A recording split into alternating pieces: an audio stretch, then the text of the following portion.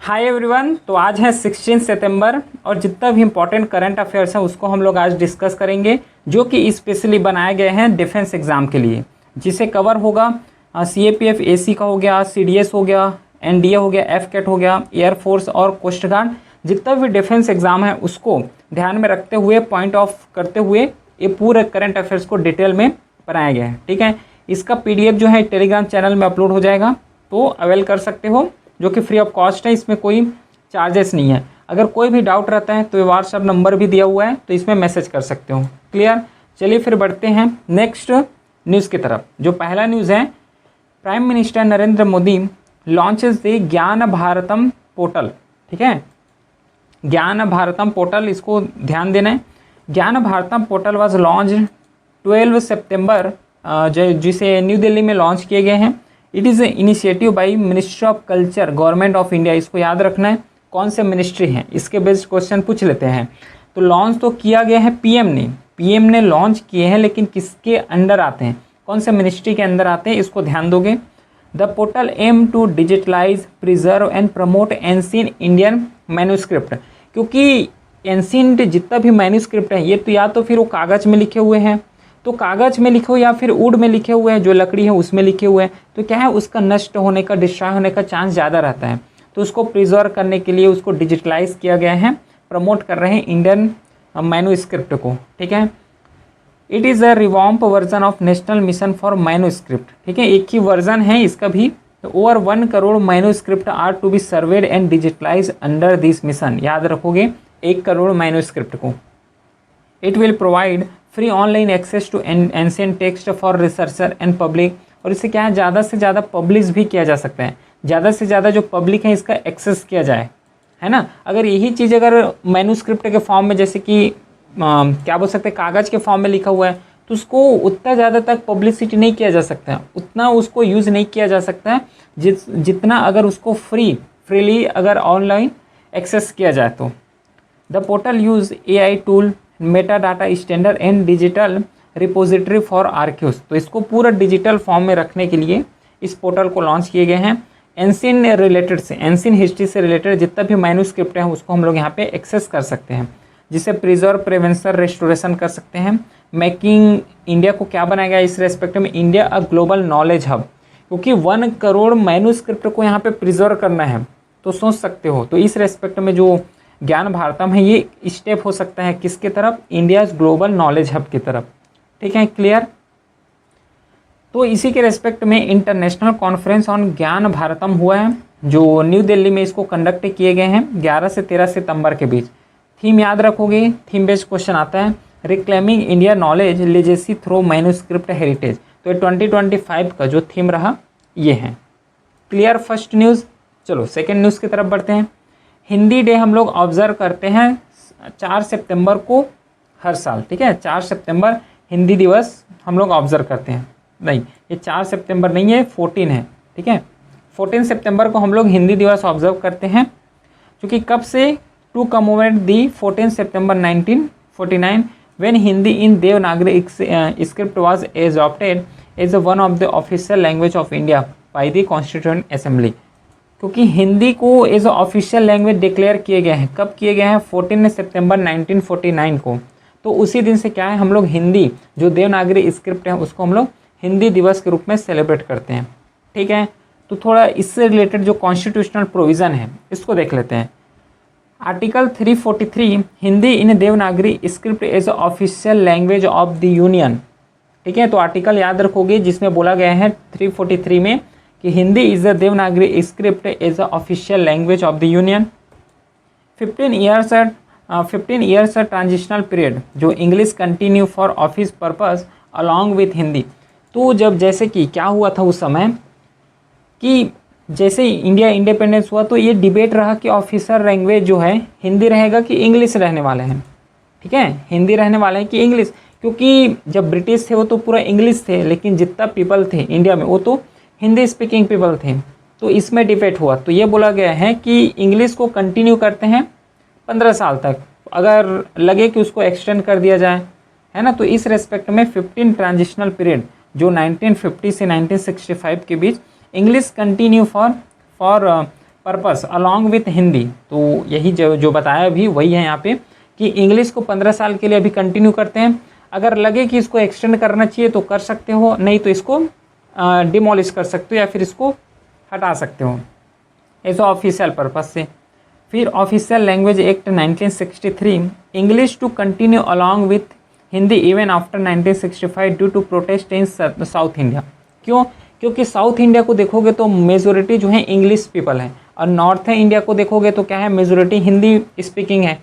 तो क्या है कि 1963 में इन्होंने क्या किया है गवर्नमेंट ने कि हिंदी और इंग्लिश दोनों को कंबाइन कर दिया है कि दोनों को हम लोग यूज़ कर सकते हैं। क्योंकि यहाँ पे एक डिबेट यहाँ पे रहा कि नॉर्थ इंडिया और साउथ इंडिया के बीच, नॉर्थ जो हिंदी है पूरा, साउथ जो है इंग्लिश है मेजोरिटी, तो कंटिन्यू कर दिया गया। पहले 15 साल के लिए इंग्लिश को ऑफिशियल लैंग्वेज रखे, फिर उसके बाद इसको पूरा कंटिन्यू कर दिए, अभी तक जो है हिंदी इंग्लिश जो है ऑफिशियल लैंग्वेज है। इसे 8 शेड्यूल में डिफाइन किया गया है, जिसमें अभी एट प्रेजेंट कितना है 22 लैंग्वेजेस हैं इंक्लूडिंग हिंदी। ठीक है, तो 8 शेड्यूल में डिफाइन किए जाते हैं लैंग्वेज को, याद रखोगे। फर्स्ट हिंदी दिवस सेलिब्रेट किए थे 1953 में, और वर्ल्ड हिंदी डे कब सेलिब्रेट करते हैं 10 जनवरी को, लेकिन इंडिया में कब सेलिब्रेट करते हैं हिंदी दिवस 14 सितंबर को। ठीक है, वर्ल्ड का अलग होता है, इंडिया के रेस्पेक्ट में पढ़ोगे तो अलग चीज़ होता है। तो नेक्स्ट देखो, after Gen protest in Nepal, Sushila Karki appointed as a interim prime minister. क्या होता है इंटरिम प्राइम मिनिस्टर या फिर इंटरिम गवर्नमेंट? तो जैसे भी कहीं भी प्रोटेस्ट हो रहा है या फिर गवर्नमेंट का जो पीरियड है वो क्या है, वैकेंट है, गवर्नमेंट का जो भी पोस्ट है वो वैकेंट है, तो इस रेस्पेक्ट हम लोग एज इंटरिम, आंतरिक गवर्नमेंट ऐसे बोलते हैं ना, जैसे कि हिस्ट्री में पढ़ते हैं या फिर जब पॉलिटी पढ़ते हैं तो हिस्ट्री में जाते हैं तो वहाँ भी पढ़ते हैं इंटरिम गवर्नमेंट करके। तो एक शॉर्ट पीरियड के लिए, जब तक कोई परमानेंट जो है प्राइम मिनिस्टर ना बन जाए, परमानेंट कोई प्रेसिडेंट ना बन जाए, तो एक शॉर्ट पीरियड के लिए हम लोग क्या करते हैं, इंटरिम गवर्नमेंट या फिर interim prime minister president appoint करते हैं, जिससे उस कार्यकाल तक, जब तक परमानेंट प्राइम मिनिस्टर ना बन जाए तो उस कार्यकाल तक ये क्या करते हैं, रन करते हैं गवर्नमेंट को। तो उसको हम लोग इंटरिम गवर्नमेंट बोलते हैं, या फिर इंटरिम प्राइम मिनिस्टर है तो प्राइम मिनिस्टर, प्रेसिडेंट है तो प्रेसिडेंट। ठीक है, Nepal Gen Z, Nepal is a youth led movement, क्या है इसको देख रहे हैं। ठीक है, ये तो समझ आ गया कि सुशीला कर्की जो है अपॉइंट हुआ है, लेकिन ये जिन जेड है क्या, ये जो जिन जेड है क्या, ये यूथ लेड मूवमेंट है, डिमांडिंग करते हैं ट्रांसपेरेंसी, जस्टिस, डिजिटल फ्रीडम इन नेपाल।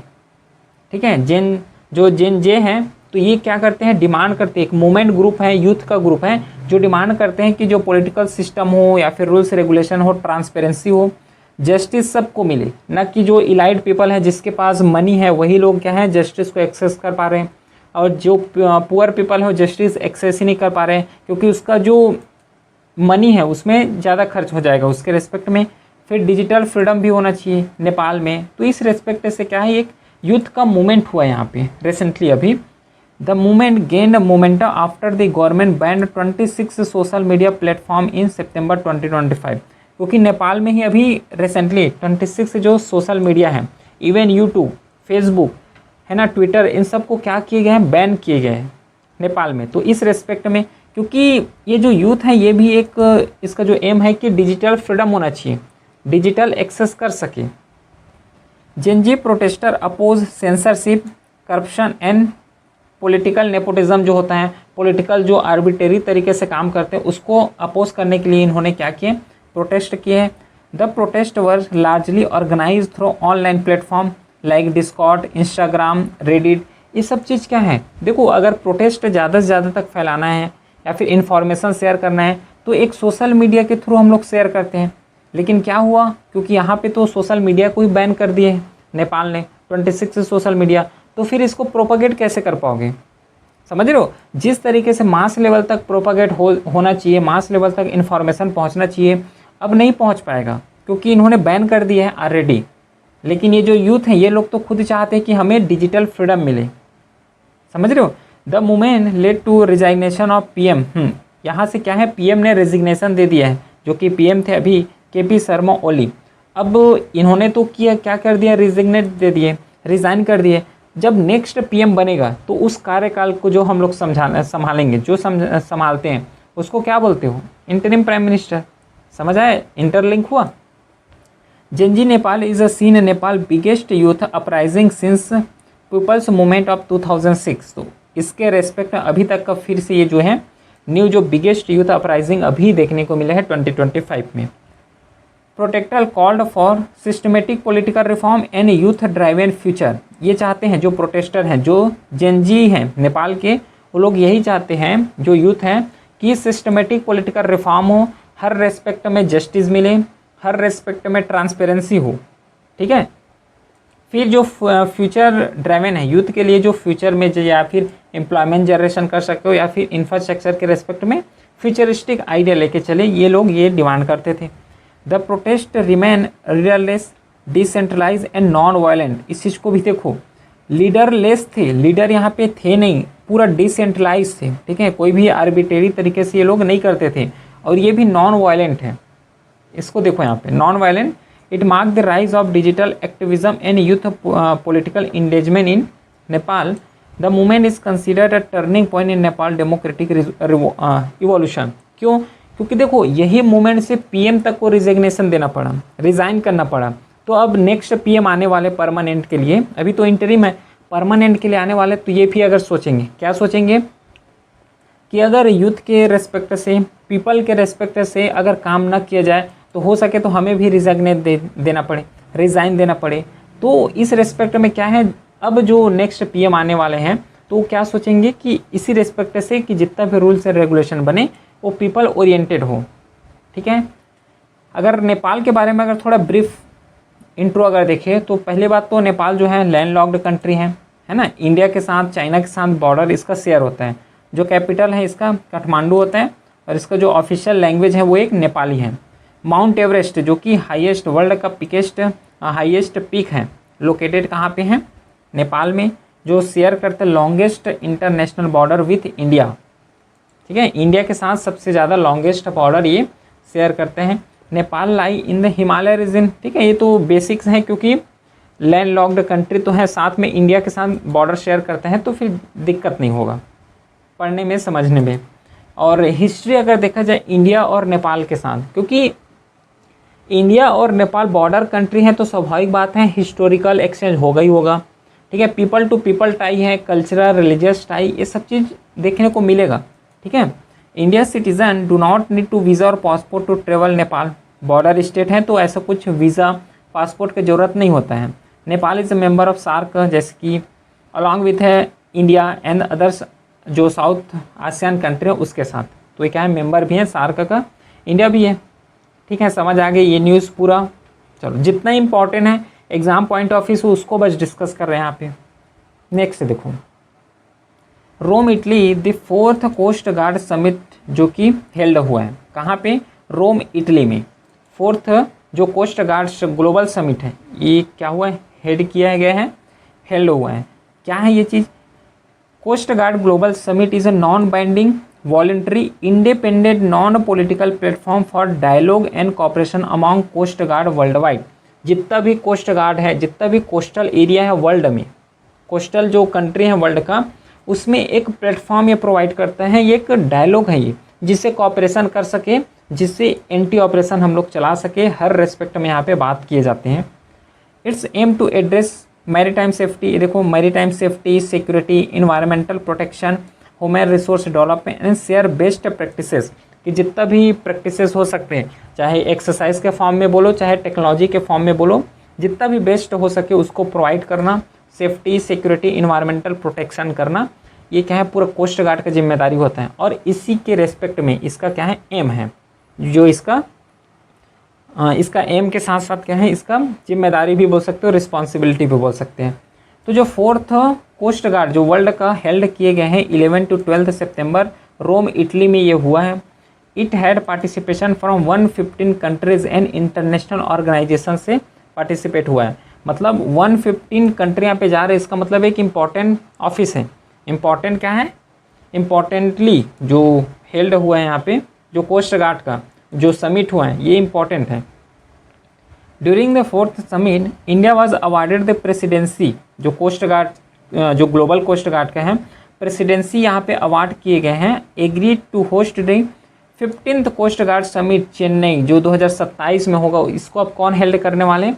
इंडिया की तरफ से हेल्ड होगा, जो 5वां है। अभी जो 4th कोस्ट गार्ड समिट है ग्लोबल का, ये रोम इटली में हुआ है, लेकिन अब जो अगला आने वाला है 5th एडिशन आने वाला है, ये चेन्नई 2027 में होगा, with coincide with the golden jubilee 15 year of Indian coast guard. ठीक है, ठीक। अगला देखो अब नेक्स्ट, अब इंडिया के रेस्पेक्ट में बात करते हैं कि इंडिया का कोस्ट गार्ड जो है, इंडियन कोस्ट गार्ड, इसका इस्टाब्लिशमेंट, एम, हिस्ट्री, ये सब चीज़ अब थोड़ा डिस्कस कर लेते हैं, जो कि एग्जाम पॉइंट ऑफ व्यू से इंपॉर्टेंट होने वाला है।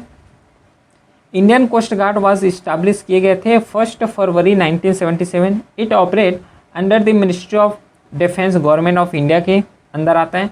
जो इसका मोटो है, जो इंडियन कोस्ट गार्ड का मोटो है, वयम रक्षमा, वी प्रोटेक्ट, इसका मोटो है। Indian coast guard is responsible for maritime security, coastal security, environmental protection से क्या है, इसका जो है मेजर जो रिस्पॉन्सिबिलिटी है, एम है। जो हेड क्वार्टर है इसका, वो है न्यू दिल्ली में कोस्ट गार्ड का। और करेंट जो जनरल डायरेक्टर हैं, जो डायरेक्टर जनरल डायरेक्टर, ये जो है राकेश पाल है, जो 2025 के रेस्पेक्ट में। ICG is 4th largest coast guard in the world. याद रखोगे, इंडिया का जो कोस्ट गार्ड है, ये वर्ल्ड का 4th लार्जेस्ट कोस्ट गार्ड है। It conduct operation like research, है ना, rescue, anti smuggling, anti piracy, जितना भी ये होता है जो ओशियन में, समुद्र में होता है, ये सब चीज़ से क्या करते हैं, प्रोटेक्ट करते हैं। नेक्स्ट है ICG प्ले अ की रोल इन ऑपरेशन सागर कवच, जो कोस्टल सिक्योरिटी जो एक्सरसाइज होता है उसमें से भी ये उन्होंने पार्टिसिपेट किए हैं। ठीक है, प्ले रोल किए हैं।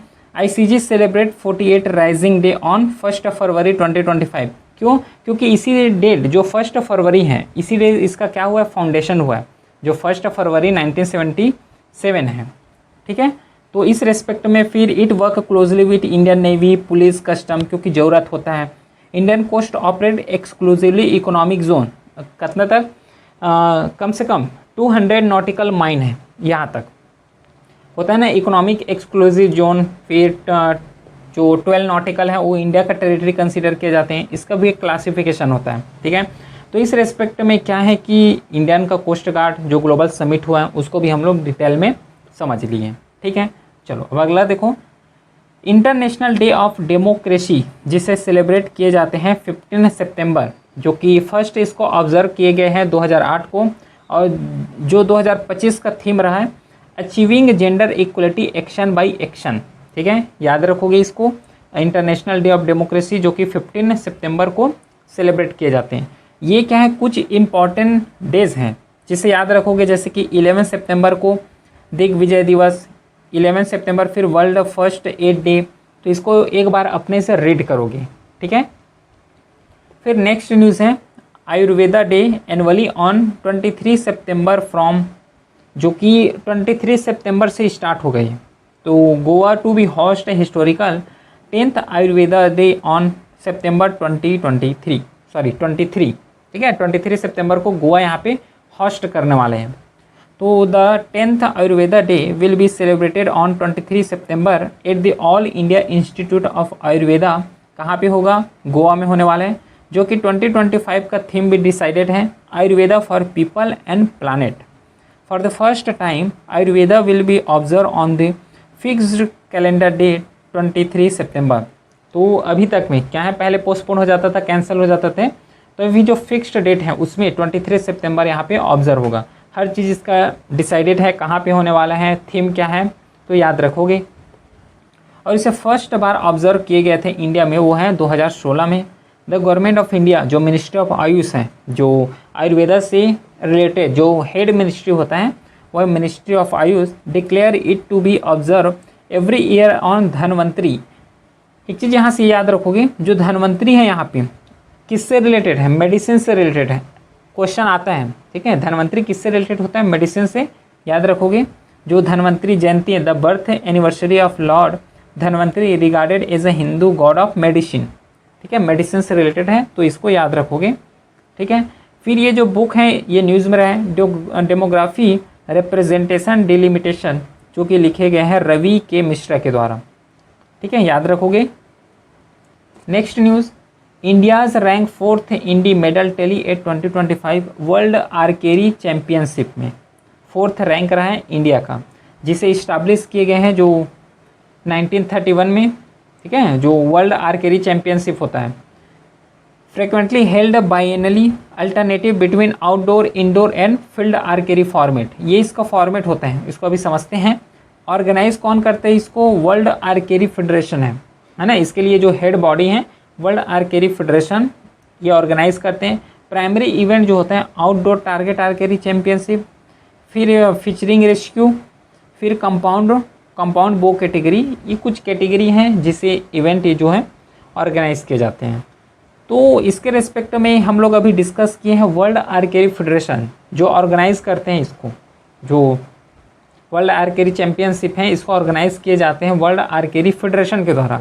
है क्या ये वर्ल्ड आर्चरी फेडरेशन? है क्या ये? एक इंटरनेशनल गवर्निंग बॉडी है फॉर स्पोर्ट ऑफ आर्चरी से रिलेटेड, डेडिकेटेड इसी से, जिसे फाउंड किए गए हैं 1931 as a FITA federation international DTAR arc. The federation change its name to world archery federation in 2011 to modernize is image, ठीक है, क्योंकि इस नाम को देखो और इस नाम को देखो, है ना, जो FITA है थोड़ा ओल्ड लगता है, तो इसको मॉडर्नाइज करने के लिए वर्ल्ड आर्चरी फेडरेशन 2011 में इसको नेम चेंज कर दिए गए। और इसका जो हेड क्वार्टर है ये स्विट्ज़रलैंड में है।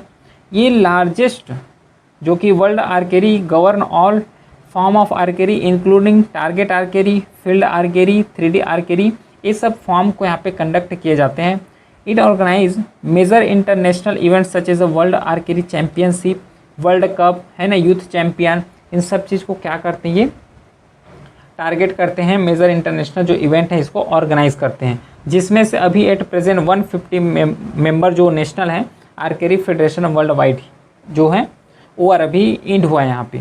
द फेडरेशन प्रमोट जो आर्चरी ग्लोबली जो है जिसे इंक्रीज कर सके participation, development, talent in member country. तो इसका क्या है एम है, इसका क्या है टारगेट है, ठीक है, जो कि ग्लोबली इंक्रीज पार्टिसिपेशन, जो टैलेंट मेंबर है कंट्री का उसको प्रमोट कर सकें, ठीक है।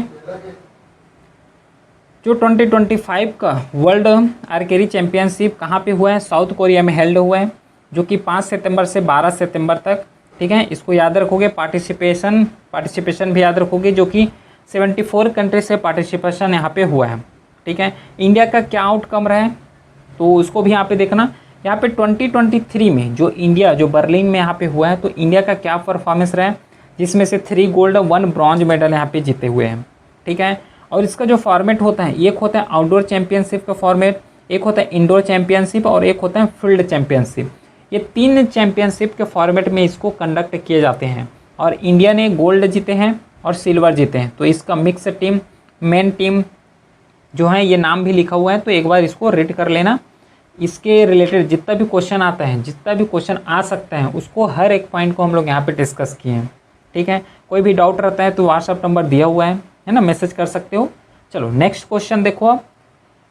DD Lapang recently passed away at the age of 91, जो कि CM रह चुके हैं मेघालय का, ठीक है, तो इसको याद रखोगे। The first blind women T20 world cup cricket host करने वाले हैं इंडिया, याद रखना इसको। इनॉग्रेट टूर्नामेंट डिटेल अगर थोड़ा देखे जाए, first women T20 world cup for the blind के लिए है, इसलिए इम्पॉर्टेंट हो सकता है, जो कि नवंबर 11 से 25 तक यहाँ पे होस्ट होने वाले हैं। इंडिया होस्ट करेगा। जो 21 league games 2 semifinal and the final ये है मैचेस यहाँ पे कंडक्ट होगा। वेन्यू का अगर बात करें, location new Delhi and Bengaluru, यहाँ पे 2 लोकेशन हैं जिसमें कंडक्ट होने वाले हैं। टीम ऑस्ट्रेलिया से होंगे, England, India, Nepal, Pakistan, Sri Lanka, USA, यहाँ से टीम आने वाले हैं। और ये जो होगा कंडक्ट होने वाले हैं, ये first women T20 world cup for the blind के लिए होने वाले हैं, ठीक है, याद रखोगे ब्लाइंड के लिए होगा, ठीक है। नेक्स्ट जो है, during operation Sindoor the army relies on its indigenously developed secure mobile system Sambhav for the all communication no WhatsApp. क्यों? एक तो मिलिट्री से रिलेटेड जितना भी इंफॉर्मेशन होगा वो सब शेयर होता है। अगर वही चीज़ व्हाट्सएप में शेयर करोगे तो वहाँ पे लीक होने का, है ना, लीक होने का क्या है, ज़्यादा चांस रहने वाला है। लेकिन यही अगर पर्सनली, अगर मिलिट्री के द्वारा अगर तैयार किए गए पर्सनली होगा पर्सनली डेवलपमेंट डिज़ाइन एप्स होंगे तो वहाँ पे टॉक करना, वहाँ पे बात करना, इन्फॉर्मेशन शेयर करना ज़्यादा इजी हो जाएगा विदाउट एनी लीकेजेस। तो इस रेस्पेक्ट में संभव जो है इसको लॉन्च किए गए हैं, जो कि संभव एक सिक्योर मिलिट्री कम्युनिकेशन है। India has made leap in defence technology with the deployment of the Sambhav its first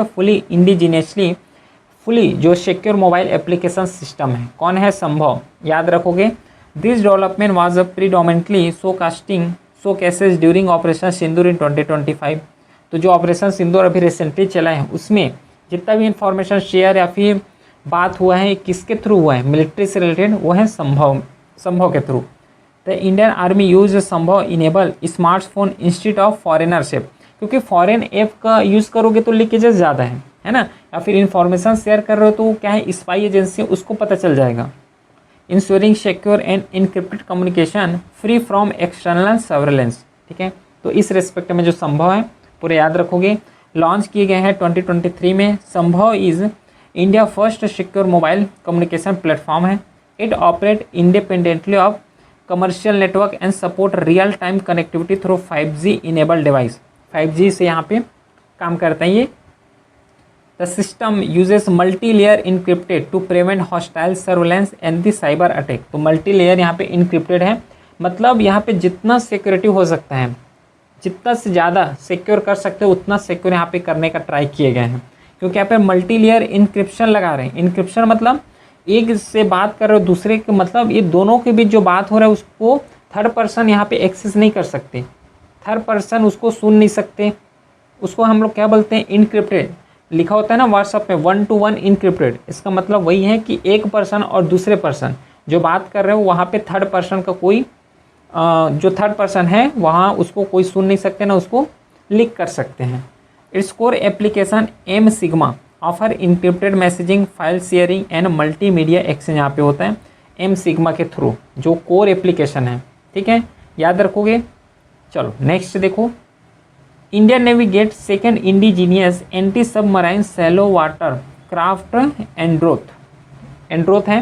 तो Androth second of the 8 ASWE जो anti submarine warfare shallow water craft है, built by Garden Reach Ship Builder and engineer Kolkata. इसे deliver किए गए हैं Indian navy को on 13 September eight Kolkata. ठीक है, जो garden ship Builder and engineer हैं जो डेवलप किए गए हैं उसको डिलीवर कर दिए गए हैं कोलकाता में। तो याद रखोगे किसको? एंड्रोथ को। एंड्रोथ है क्या? ये anti submarine वाटरफेयर Cello water craft है। ठीक है, वारफेयर जो सैलो वाटर क्राफ्ट है ये। The ship has been indigenously design and constructed as per the classification rule of Indian register of the shipping. कहाँ पे? कोलकाता में। द नेम एंड्रोथ, ये जो एंड्रोथ जो नेम रखे गए हैं ना, ये कहाँ से है? ये लक्षद्वीप जो आर्कीपिलागो है वहाँ के एक आइलैंड का नाम है एंड्रोथ आइलैंड। आर्कीपिलागो मतलब बहुत सारे आइलैंड को अगर ग्रुपिंग कर दिया जाए तो उसको हम लोग क्या बोलते हैं? आर्कीपिलागो बोलते हैं। तो उस आर्कीपिलागो में एक आइलैंड का नाम है एंड्रोथ आइलैंड, वही एंड्रोथ आइलैंड से इसका नाम किए गए हैं। ठीक है, this ship at approx 77 metre length are the largest Indian naval warship propelled by diesel engine water jet combination से चलता है ये। याद रखोगे, diesel engine water jet combination जो है। And are equipped with state of art light weight torpedo indigenously ASW rocket advance shallow water जो sonar से यहाँ पे काम कर सकते हैं। तो हर एक जितना से जितना एडवांस फीचर हो सकता है उसके वहाँ पे इंक्लूड करने का यहाँ पे ट्राई किए हैं, इनकलकेट किए हैं। ठीक है, समझ आ गया। चलो नेक्स्ट न्यूज़ देखो, बेसिक साइन लैंग्वेज जो कि पर्पल फेयर सेलिब्रेट किए हैं 10 to 11 सितंबर के बीच। ठीक है, क्या होता है purple festival? Purple festival 2025 was organized by Indian Sign League Research and Training Center in collaboration with Amity University, Noida on 10 to 11 September 2025. It celebrated inclusion, dignity and empowerment of person with disability जो दिव्यांगजन होते हैं through culture, entrepreneur and educational activity। जो ये purple fest हैं, purple festival हैं, इसका जो मेन एम है सेलिब्रेट करते हैं किसके लिए? डिसेबिलिटी के लिए, जो पर्सन विथ डिसेबिलिटी है उसके लिए, कि उसका जो कल्चर है, उसके लिए जो एंटरप्रेन्योरशिप है उसको क्या कर सके, प्रमोट कर सके, एजुकेशनल एक्टिविटी के लिए उसको प्रमोट कर सके। इस रिस्पेक्ट में जो पर्पल फेस्ट है इसको सेलिब्रेट करते हैं। ये एक नेशनल लेवल फेस्टिवल है celebrating the creativity rights and empowerment of दिव्यांगजन, जो पर्सन विथ डिसेबिलिटी हैं उसके रेस्पेक्ट से, जो supported by department for empowerment of person with disability under the ministry of social justice and empowerment. Ministry याद रखोगे तो ये इस मिनिस्ट्री के अंदर आता है। समझ आ गया? न्यूज़ क्लियर है? जितना भी इम्पोर्टेंट रहा हर एक एस्पेक्ट को हम लोग यहाँ पे डिस्कस किए। कोई भी डाउट रहता है व्हाट्सअप नंबर है, इसका जो PDF है, स्लाइड है, ये टेलीग्राम चैनल में अपलोड हो जाएगा। ठीक है, चलिए फिर मिलते हैं हम नेक्स्ट क्लास के साथ। तब तक के लिए thank you, have a great day.